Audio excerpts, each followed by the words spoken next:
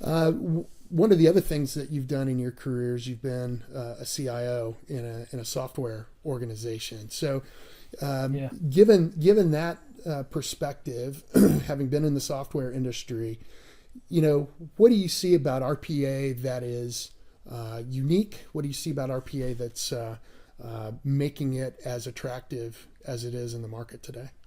That's a great question. As a CIO in an organization, especially a software, I was a CIO at a software organization that made CRM and ERP software. Yeah.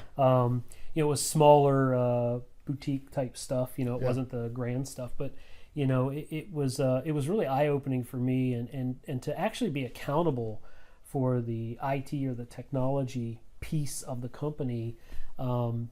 You have a tangible connection to the responsibility of that role. Right. And so, leaving that role, and I've done operations and I've done, other things on the business side, you leave a role like that with a true understanding and respect for what the IT departments deal with and are held accountable for. So for instance, growing up mostly on the business side of things, you're always like, darn it, why can't we go faster? Why can't I have that toy that I saw or that tool at this conference? Why can't I do this? And and it felt like your technology teams were always saying no, slow down, wait, and Right. it always felt like you're pulling an anchor along. When you're on the other side of the fence, you realize that if the business operations just takes off on whatever whim or whatever new thing that's out there, and they go with it, and it breaks, weirdly enough, IT ends up being held responsible for it in some way. You're the technology people, you should have known. What's interesting about the RPA tools that are out there today is, as we've talked about many times, they're not programmer type tools. Mm-hmm.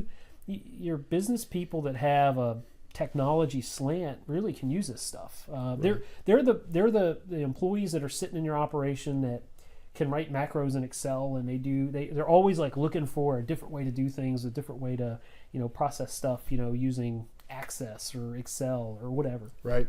And so that's all the technology you need. And so what it does, it kind of sets up that scenario I was talking about, where the business now can acquire these tools and these software tools, and they can apply them to their operations. But then you have IT sitting over here that are still in their traditional role generally of somehow I'm going to be accountable for this, so I want to be involved. And we've heard several people speak about how you don't need IT to do this, and I think technically that's accurate.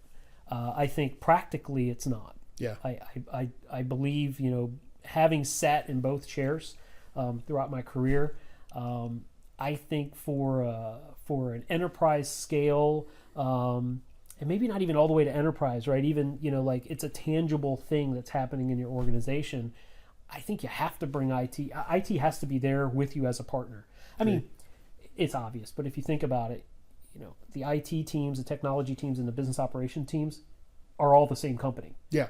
Right. Yeah, so it's not a us versus them thing. It shouldn't be. It really is. You're both after the same thing. You're both there to enable the company you're working for to do better, to deliver better products, to meet the needs of your customers. And so I know. Look, you and I have been in and out of many different roles, and we understand that organizational cultures drive a whole lot of behavior. Yes, they do. And the organizational culture isn't necessarily right. It just is. Right. And so there's some organizational cultures where there's a lot of contention between the business and IT. And and you and I have engaged them in our new roles now, and and you hear the story from both sides, where one wants to control the other and one wants to take off without permission, and it's doable, but I don't think it's healthy. I really don't. I think you can get started that way, but you're not going to go very far unless you're working together.